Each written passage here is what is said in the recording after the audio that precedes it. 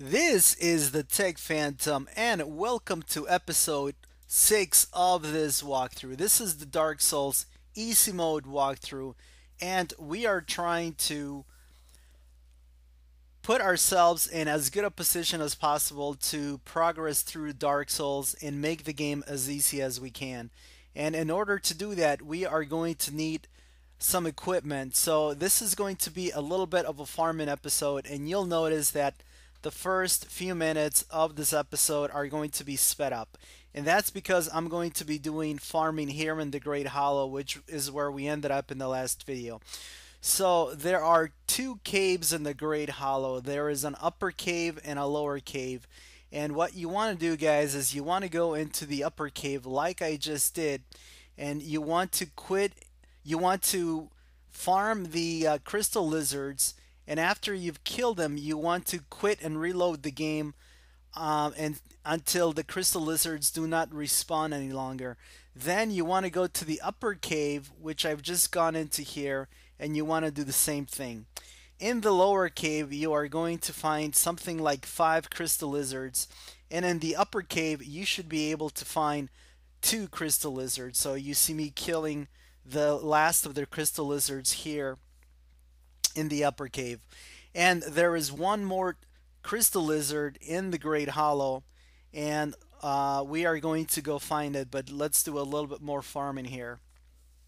One thing to point out is that even with the lightning spear, the crystal lizards do require quite a bit um, of damage. They take 3 or 4 hits of damage. So um, make sure that when you get on top of a crystal lizard so you don't miss out, make sure that you don't get too on top of it, otherwise you'll miss it. So gauge your distance properly, which is what I was trying to do when I was backing up a little bit from the crystal lizard. All right, so there's one last crystal lizard in this area, and that crystal lizard is going to appear right here in this branch that is heading down. So I'm gonna very quickly quit and reload the game. And again, I've edited all of this out, guys, so that the farming is not so painful. And since I did a lot of editing for this video, I just went ahead and I edited out all of the dead screens for either warping back to a bonfire or anything else. So hopefully this is going to make this episode as painless as possible, even though, like I said, the first part of the episode is going to be farming. Okay, so we've ended up with quite a bit of Twinkling Titanite, and let's take a look at our inventory screen here. One thing that I did not mention in the previous episode is that we leveled up, we upgraded the crest shield to a +3. We had 6 Twinkling Titanite, and we were able to take the shield up to a +6. With the additional Twinkling Titanite, you saw we had 16 in our inventory. We are able to take the crest shield all the way up to a +5, and now it is completely maxed out. When you upgrade the crest shield, the stability is going to increase, and also the amount of damage that you do when you do when you use it as an attack weapon in your right hand. But what's more important is that the stability goes up, and at +5, the crest shield is going to have a stability of 66. It started at a stability of 55. Unupgraded. So this is pretty much going to take us through the entire game. I like the crest shield because it has a very, very high magic defense. Like I mentioned earlier, its magic defense is 80%. So this is going to be very useful um, because we're still in a situation where we don't have a lot of vitality. So the combination of the high magic defense and the 100% physical defense makes this a very, very good shield, and it doesn't weight that much, and it doesn't have very high requirements. So it's the perfect shield for our character, and it's very complementary too, since our character is a sorcerer, is a magic build. So it makes sense that this sorcerer would have a magic shield, a shield that has very, very high magic resistance. All right, so we are going to be finishing the sped up part of this episode. And now we're going to go into normal mode in a little bit here. And we've come back to the Daughter of Chaos, and that's because we want to upgrade our Estus flasks. She is a firekeeper, and firekeepers will allow you to upgrade your Estus flask. We lost the firekeeper in Firelink Shrine, but luckily we have the Daughter of Chaos here, and she is able to upgrade our Estus flask all the way up to +2 using the firekeeper souls. So that's very handy. All right, and if you remember a couple of videos ago, we were afraid to go into battle with ceaseless discharge in the demon ruins, and that's because we had the smallest amount of vitality and not a lot of endurance. All right, so let's go with our standard speed here.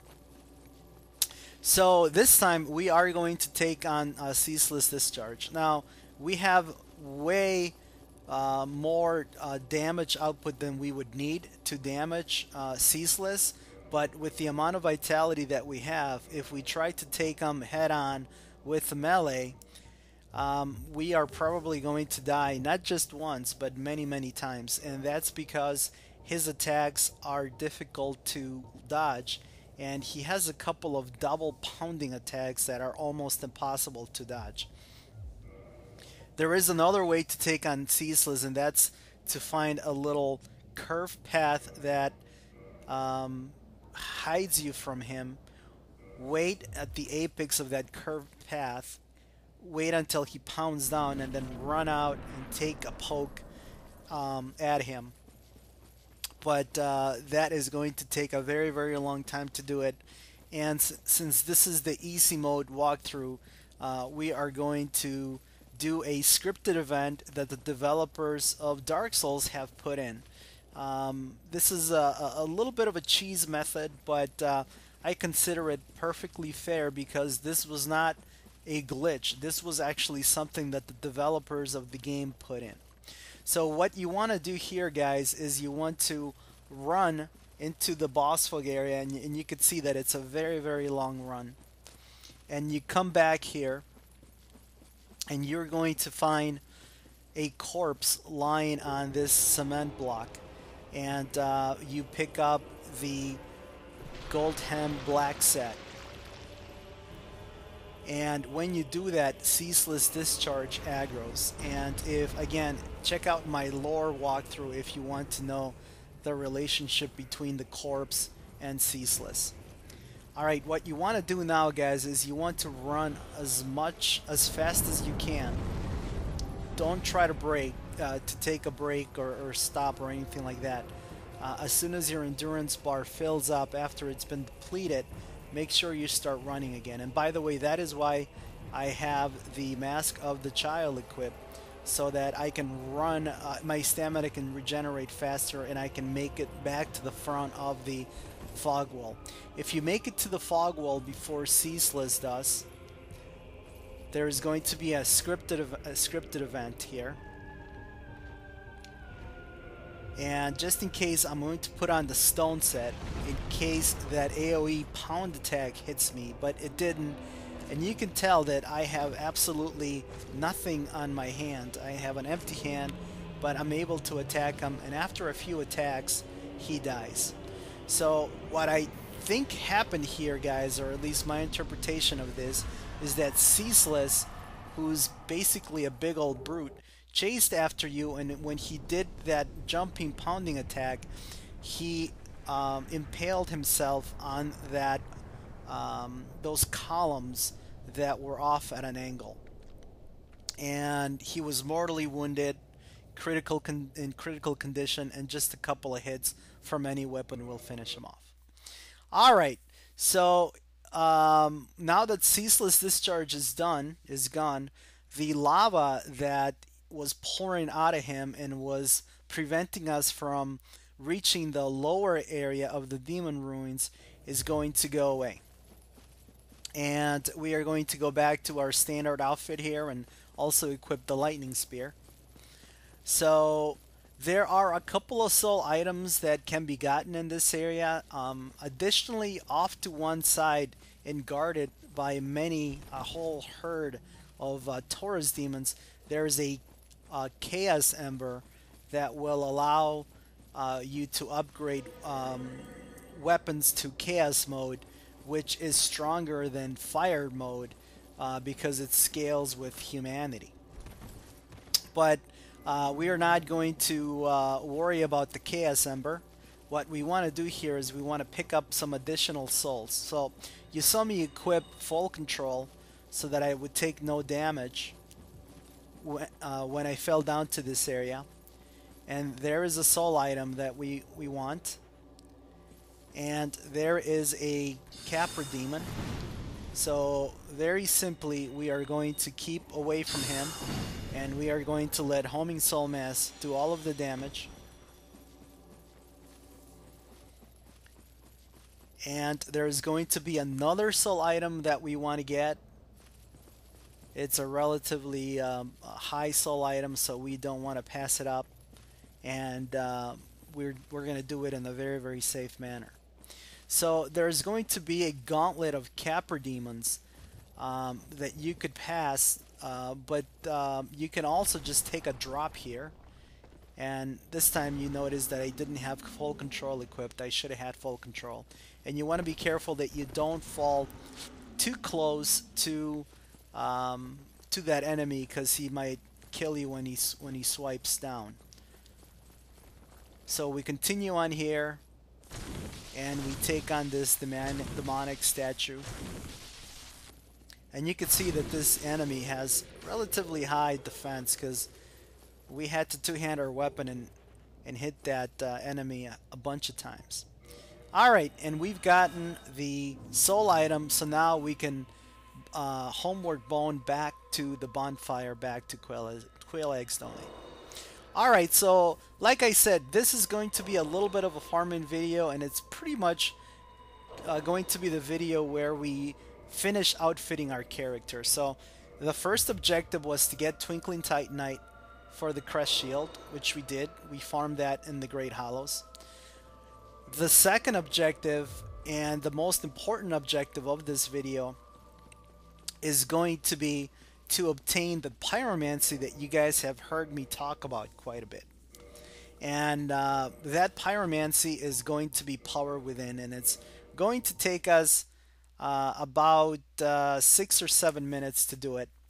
And again, we have a very, very long run all the way across the map. So I'm going to go into Speedy Gonzalez mode here, and we're going to hot tail it to the bonfire in the swamp at the bottom of Blighttown. Now I've put on the Gold Hem of Black set, and this is one of the better light sets in the game. It's not upgradable, but it does have very, very high poison resistance and very high fire resistance. So it's very good for a light set.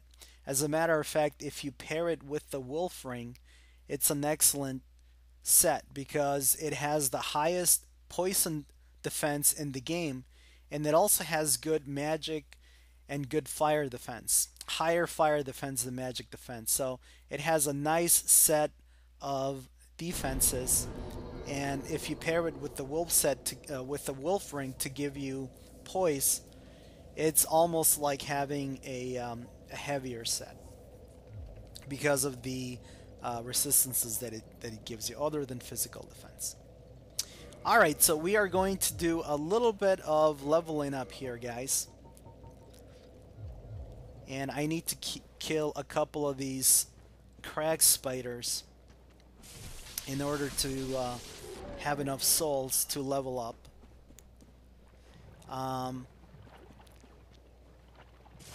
But so let's talk about what we're going to do for the rest of the video. And again, guys, the next video is going to be action-packed, but this is a little bit of a farming video, so hopefully it's not too boring. But like I said, when you're doing a strategic walkthrough, or just when you're working on a specific build, you are going to have to do some farming. So it's a necessary evil in Dark Souls. There is no way around it. I'm playing on the PS3, so I don't have the PC version. I don't have the luxury of using trainers or anything like that. And even if I did, I would not want to.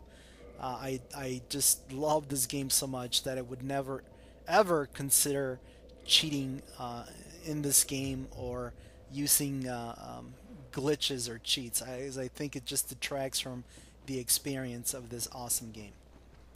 All right, so before we get power within, because we don't have a lot of souls, we are going to try to get a firekeeper soul. There is a third firekeeper soul in this area, and we only have 54 souls, and we are going to go into a pretty dangerous area. And if I die, I don't care because we don't have a lot of souls. I'm going to equip the wolf ring, and I'm also going to equip the stone set. And the reason I do that is as not as much for the physical defense. I'm doing that actually more for the poise. The stone set has a very high poise, and you also saw that I'm wearing the wolf ring, so I have very high poise right now.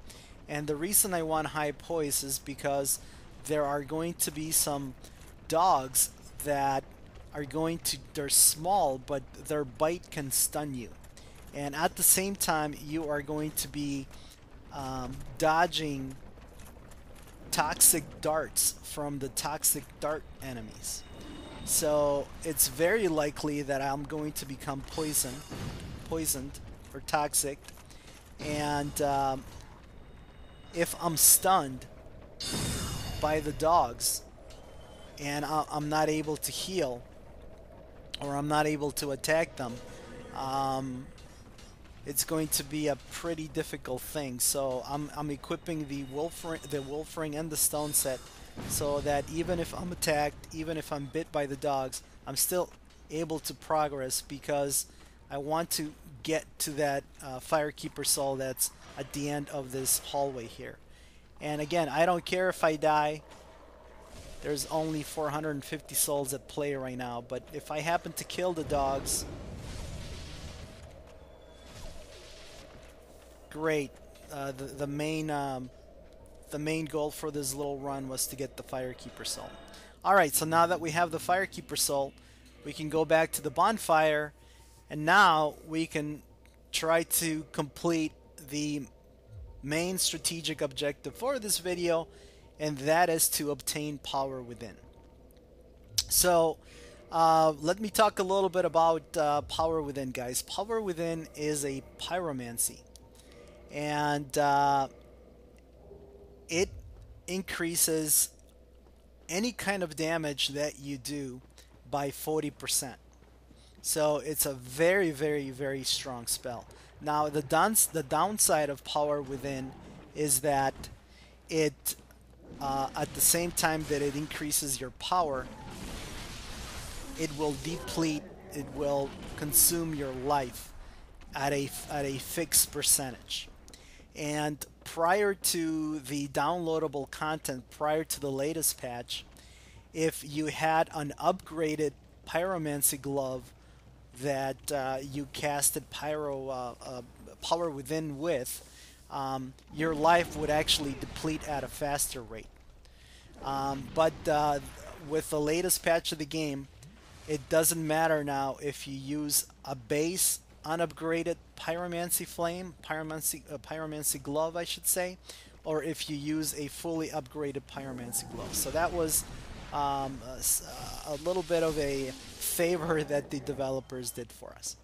Alright, so get ready to see something a little bit funny here, guys. So this is a lesson to all of us. You gotta watch where you walk. So I got a little bit too close to the edge here, and I fell off. And you notice that I landed on that little ledge, but apparently that was a kill plane that was programmed into the game. So as soon as I hit that plane, I automatically died. So that was a little bit of a cheap death, you know, because that fall really shouldn't have killed me. But the only reason that I died is because the developers put some code in there, and whenever a player gets close to that area, he will automatically die. So anyway, I wanted to spare you my walk back. So I picked up my souls right away, and we continue forward. We went on to that fog door. We went through the fog door, and there is an enemy at the top of this ladder, and we are just going to simply take him out with homing soul mass. And there's going to be another enemy here, but this is going to be one of those infested barbarians with the poisonous large club. And this is a little bit of a constrained area, a little bit of a narrow passage, so you have to be careful. But you saw that with the crest shield, 100% physical defense, and the high stability, I was able to take a full hit of the infested barbarian, and I was okay. Now the poison will go through the shield because the crest shield, no shields will prevent poison other than the spider shield, and I believe the blood shield as well. So the poison component of the damage went through, but because of the high poison resistance of the black gold hem set, I was okay. Alright, so there is an enemy right in front of me that is sort of, I think it's called a parasitic wall hugger. And I'm also waiting for another hollow to come down the ladder. And you see him making his way down, so I'm just going to wait for him. And I should equip homing soul mass here. I guess I'm going to take him out with the spear, so I'm just going to spear him a couple of times, and he's done. Alright, so this parasitic wall hugger, when you get close to him, he will try to pin you, or he will try to spike you with the nails at the end of his legs. So from distance we used heavy soul arrow, and here we go, we have received power within. Alright, now the reason we want power within, guys, is because not only does it increase your power, your damage of any kind, magical, physical, divine, pyromancy, or fire damage, all kinds of damage is increased, but it increases the damage in a multiplicative way, meaning that it's not just it's not just a straight what am I trying to explain here? If you combine multiple buffs, power within will multiply the damage increase. So power within, that's what makes power within so strong. It's not just that your power will increase by your damage will increase by 40%. Is that when you have other buffs active to increase your damage, they will multiply, and the damage that you can do increases quite a bit. And we will take advantage of that in this build because we're going to buff up our damage as much as we can. Alright, so one thing that I forgot to mention, guys, and I'm sorry, I know that I promised in an earlier video that I was going to be in sync with the action, but you saw me pick up the Eagle Shield. And the Eagle Shield is one of my favorite shields in the game. It's a great shield, which means that you cannot parry with it, but it has very, very high stability. Its stability is at 70. It starts at 7, and you can actually upgrade it all the way up to 84. It has very high lightning damage resistance. I think it's 75%, and it also has a pretty decent amount of magic resistance. One of my favorite way to upgrade the Eagle Shield is to actually turn it into a magic shield. When you do that, you can get the magic resistance all the way up to 66 or 67%. Now the stability will stay at 70 when you upgrade it through an elemental path, but 70 is plenty good. In the last patch of the game, the Eagle Shield went from 100% physical damage resistance to 95% damage, physical damage resistance. So it will let a little bit of the damage go through, but again, that's just going to be minor because of the high stability. So the Eagle Shield is a great shield for those of you guys that like to turtle, that like to tank, that like to get behind a shield. It's an awesome shield because it only weighs 6 units, but it has stability in the range of the other great shields that are much, much heavier. Alright guys, well, we've achieved the 3 objectives that we had in this video. First and most important, we've gotten power within. So we are going to be able to kick some butt pretty shortly here with power within. And we'll be putting power within to the test beginning with the next video. And like I said, the next video is going to be back to more of an action video. There is not going to be any farming. As a matter of fact, in the next video, we are going to take on the Hydra, we are going to take on Sif, and we're also going to take on the Straight Demon. So that's going to be an action-packed episode. Alright, so we obtained power within. That was the first objective. And then the second objective was to get Twinkling Titanite so that we can have a fully upgraded Crest Shield. And finally, the last objective, it was a minor one, but it was an important thing. We obtained the a Firekeeper Salt, and we also got a pretty cool shield, the Eagle Shield. Now, we're not going to really use it that much in this build, but it will come in handy every once in a while. Alright guys, well, we are going to be getting close to a bonfire here.